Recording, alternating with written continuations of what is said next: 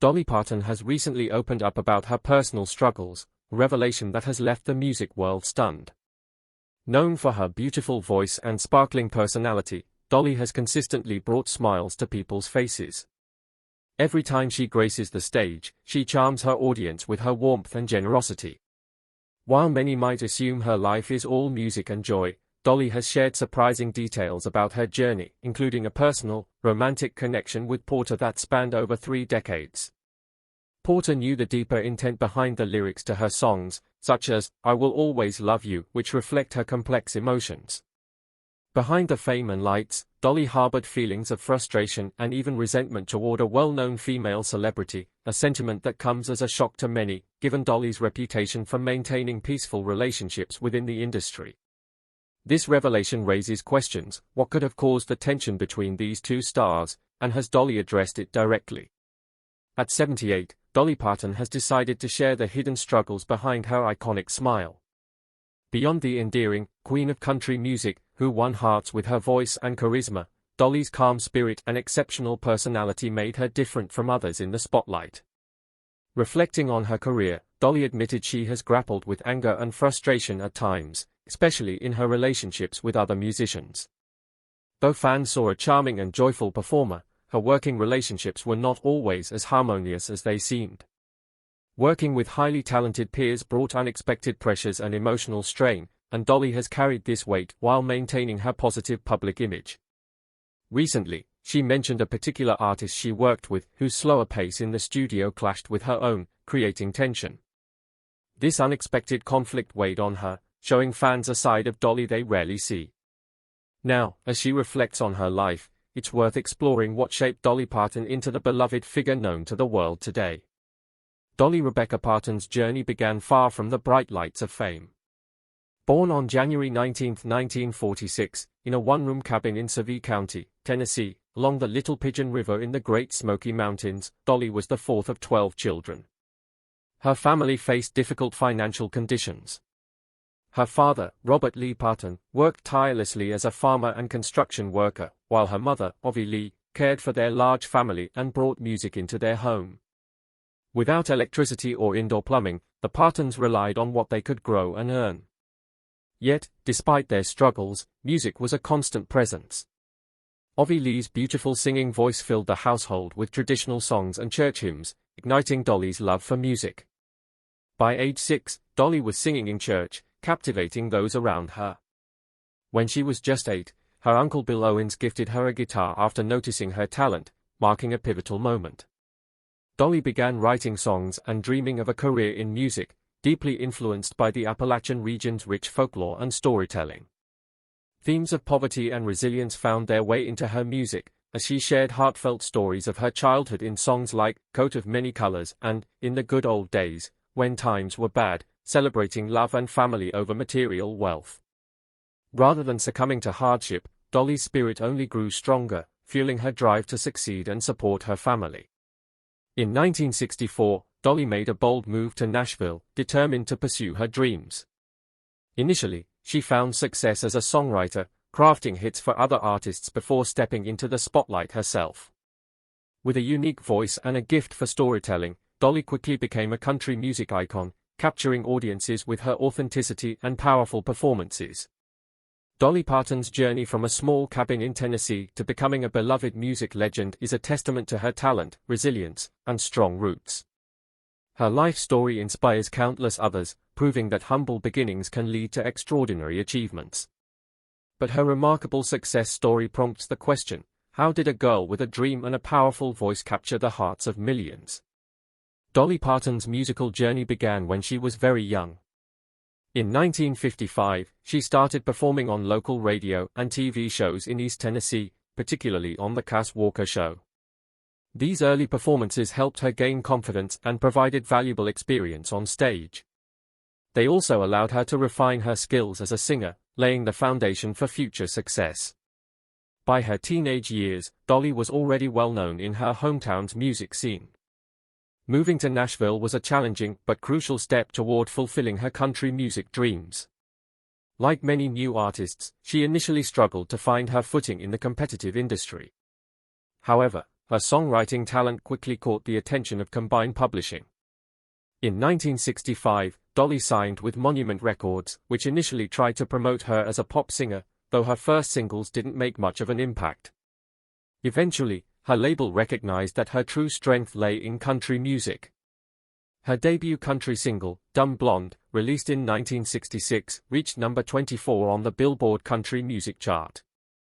This song showcased her strong, independent spirit and resonated with country music fans, marking a significant milestone in her career.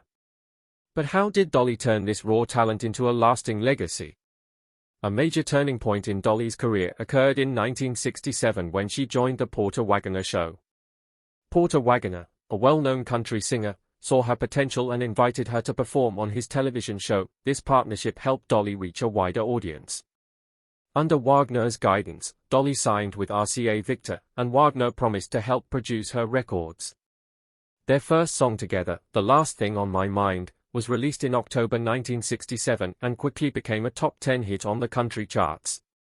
This success strengthened their partnership, leading to the release of their first album together, Just Between You and Me, in 1968.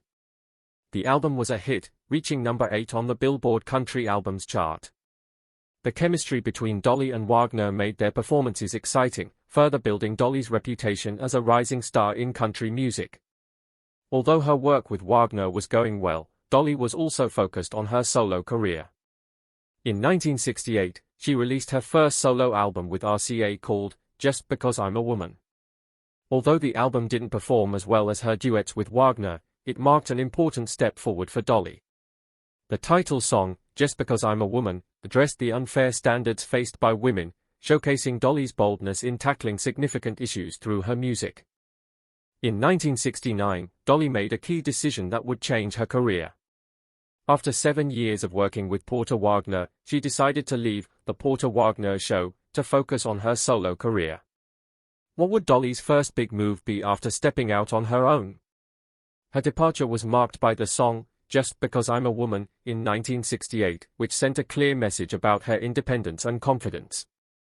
The song set the tone for her solo career, highlighting her unique voice and ability to write personal, relatable lyrics. As Dolly moved forward with her solo career, she continued to write songs that resonated deeply with listeners. One of her most famous hits, Jolene, came out in 1973. Its haunting melody and powerful story quickly became a favorite among fans, establishing itself as a classic in Dolly's songbook. Jolene reached number 1 on the country charts, solidifying Dolly's reputation as a talented storyteller with a powerful voice. In 1974, Dolly wrote and recorded I Will Always Love You, a farewell song to Porter Wagoner. The song expressed both love and independence, capturing the complexity of their relationship. It went on to become a number 1 hit on the country charts and gained worldwide fame when Whitney Houston sang it in 1992, making it a massive success. By the mid-1970s, Dolly was firmly established as a country music star, but she wasn't satisfied with stopping there. In 1976, she began experimenting with new styles of music to reach a broader audience, marking the start of her move into pop music, a risky shift for a country artist. Her 1977 album, Here You Come Again, marked a significant change.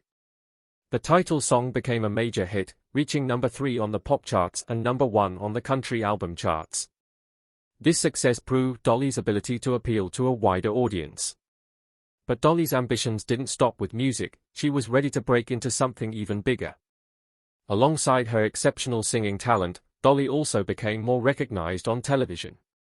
She appeared on numerous talk and variety shows, charming audiences with her humor and warmth. In 1976, she launched her own TV show, Dolly, which ran for a year. The show allowed her to showcase her talents beyond music, broadening her popularity even further. In 1978, Dolly was named the Country Music Association's Entertainer of the Year, one of the highest honors in country music. This award highlighted her growing influence in both country and pop music. As the 1980s began, Dolly took a new leap by venturing into acting. Her first film role was in the comedy 9 to 5 in 1980, where she starred alongside Jane Fonda and Lily Tomlin. The film was a big hit, and Dolly's performance received widespread praise.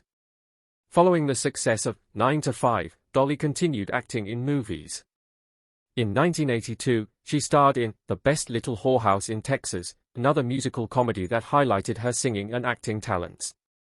The film featured the song Hard Candy Christmas, which became another hit for Dolly. These movies showcased her ability to excel in both music and acting, solidifying her reputation as a multi-talented star. Dolly's achievements in music, film, and television established her as a versatile artist.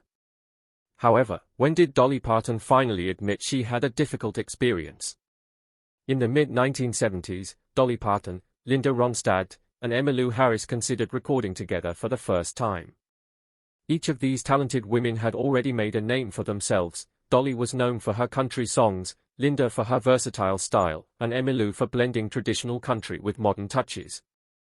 It seemed like a perfect recipe for an iconic collaboration. Their first album, Trio, was released in 1987 and lived up to fans' expectations with stunning songs, beautiful harmonies, and magical chemistry. Despite the music's success, personal issues arose. Linda's pursuit of perfection in the studio clashed with Dolly's more relaxed approach. While Dolly preferred to capture the emotion of the moment, Linda insisted on re-recording songs until every detail was flawless. Emmylou, acting as the peacemaker, tried to keep things smooth, but tension was building. Despite the growing frustration between Dolly and Linda, they managed to complete the album. However, the strain in their working relationship made collaboration challenging. Behind the scenes, this musical brilliance came at a cost. Even though Trio was a big success and won multiple awards, the creative differences between Dolly and Linda became more pronounced as they started planning a second album. Emmylou, often balancing their differences, found it increasingly difficult to keep things in harmony. Dolly later admitted in interviews that working with Linda was one of the toughest experiences of her career. Linda preferred to spend hours or even days perfecting a single track, while Dolly preferred to work quickly, capturing raw emotion in the moment. She once revealed that Linda's slow pace frustrated her, but she hid her deeper irritation behind a laugh. Yet, what hurt Dolly even more was feeling like an outsider in Linda's social circle. While Linda hosted glamorous parties filled with top music and Hollywood figures, Dolly, who grew up in rural Tennessee, often felt out of place. She joked about being a fish out of water at these events, but the reality was much more painful. Over time, the feeling of not fitting in wore on her. Dolly's guitarist, Don Roth, explained that her discomfort stemmed not from arrogance but from a fear of being an outsider, which widened the gap between her and the others.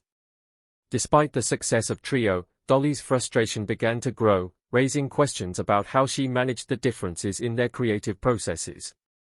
As the trio started discussing their second album, it became evident that things were falling apart. Scheduling conflicts, clashing egos, and differing priorities made it nearly impossible for them to collaborate as they had before. While Emmylou Harris remained calm and steady throughout the turmoil, the relationship between Dolly Parton and Linda Ronstadt became strained to the point of being beyond repair. What had once been a promising collaboration turned into a source of stress and regret. It took years for their second album, Trio 2, to be finally released in 1999. By then, the music world had changed significantly, and although the album was well received, the process had left Dolly exhausted and emotionally drained. Balancing her solo career with the demands of the trio became overwhelming. Dolly later opened up about the intense resentment she felt, not just toward Linda, but toward the entire situation. It was not solely about the music, it was about feeling trapped in a project that no longer brought her joy. This period marked a turning point for Dolly, illustrating that sometimes, no matter how hard one tries, not every partnership is destined to last. Dolly, who was both an unyielding perfectionist and a free spirit, began to feel that Linda's focus on perfection made her instincts and ideas seem unimportant. She started to question whether her contributions were valued or if she was merely another cog in a machine that didn't require her input. The more Linda pushed for perfection, the more Dolly withdrew to protect her creative instincts. Even as Dolly felt sidelined, Linda was genuinely trying to involve her in the project. She believed that striving for excellence was the best way to honor their collaboration. However, for Dolly, the pressure to meet Linda's high standards became overwhelming. They respected each other's talents, but their clashing personalities created conflict. Linda's detail-oriented, slow approach frustrated Dolly, who preferred a faster, more spontaneous recording style. Tension escalated further when Linda and Emmylou suggested recording some tracks without Dolly, featuring her only on a few songs. This suggestion felt like a betrayal to Dolly, who had joined the trio believing it would be a partnership where all three members were equally involved. While Linda and Emmylou viewed the project as a flexible, evolving collaboration, Dolly believed that each member should be equally present. The idea that she would take a step back from some songs insulted her as an artist and a founding member of the group, making her feel increasingly pushed aside. This disagreement marked a turning point for Dolly. She realized that the project was no longer fulfilling and began to withdraw emotionally. Despite the differences in their creativity almost splitting them apart, working through these challenges ultimately led to a legendary album, a hard-fought victory. Against all odds, Trio 2 was finally released in 1999. The album performed well, earning a Grammy nomination and showcasing the magic of the three women singing together once again. However, for Dolly, the success felt hollow. The recording process had been so stressful and draining that she couldn't relish the victory. After the album's release, Dolly candidly discussed the difficulties she faced, admitting that completing Trio 2 was far more challenging than their first album. Although she felt proud of the music, she also felt exhausted by the constant struggles, expressing that she felt she had to fight for every note. By the end of the experience, she questioned whether she would ever want to endure something like that again. Dolly also felt guilty about the situation. In her autobiography, she confessed that her stubbornness contributed to the delays and conflicts, revealing that she was a significant part of the problem in getting the album together. However, she regretted that her actions made things harder for everyone involved. The experience left Dolly cautious about future collaborations, prompting her to focus on her solo work where she had full creative control. Despite the toll it took on her, she refused to let it define her. Instead, she used the lessons she learned to move forward, emerging stronger and wiser than before. Despite the album's success, Dolly sought closure by apologizing to Linda and Emmylou for her past behavior. She admitted that she hadn't been easy to work with and expressed regret over how things had turned out. Though Linda was initially slow to respond, she eventually accepted Dolly's apology, and Emmylou, the peacemaker, also forgave her. This act of forgiveness brought Dolly a sense of relief, allowing her to release the guilt she had carried and reflect on their collaboration without regret. Dolly Parton's apology marked a significant step toward closure, yet the experience with the trio had a profound impact on her. She learned tough lessons about compromise and the importance of setting aside pride for the sake of creativity. Nevertheless, she didn't allow this experience to hold her back. Instead, she used what she learned to fuel her solo career, focusing on projects where she had full control, such as her theme park, Dollywood, and dedicating more time to charity work. She sought to engage in endeavors that brought her joy without the complications she had faced with the trio. Reflecting on those challenging years, Dolly acknowledged that they shaped her in unexpected ways. She realized they taught her about her limits, what she was willing to sacrifice for her art, and the importance of staying true to herself. Although the trio's collaboration was tough, it forced Dolly to confront her insecurities and emerge stronger. After enduring painful lessons and sincere apologies, Dolly eventually found peace and turned her struggles into strength and creative success. As she grew older, she began to look back on those times with a more open perspective. In an interview, she mentioned that she no longer held any hard feelings toward Linda and Emmylou, stating that she didn't regret anything because those experiences made her stronger and helped her appreciate true friendship. In 2015, when the complete trio collection was released, it reignited interest in their music. For Dolly, it was an opportunity to celebrate their collective work, free from the pain she had once felt. She reflected that they went through a lot to create those songs, but ultimately, it was worth it. Dolly's ability to rise above the challenges she faced with Linda and Emmylou stands as a testament to her strength and resilience. Even though their partnership was filled with tension, it resulted in some of the most beautiful music of her career. Looking back on that chapter of her life, she does so with a sense of peace, recognizing her mistakes while also taking pride in the music she created. Her story serves as a reminder that even the brightest stars face struggles along the way, yet Dolly Parton has consistently found a way to turn those struggles into something meaningful. As she continues to captivate audiences worldwide, her legacy only grows brighter, shining as an example of overcoming adversity, embracing one's true self, and continuing to shine no matter what life throws her way. What do you think about the challenges that led to Dolly's discontent with Linda? Share your thoughts with us in the comment section.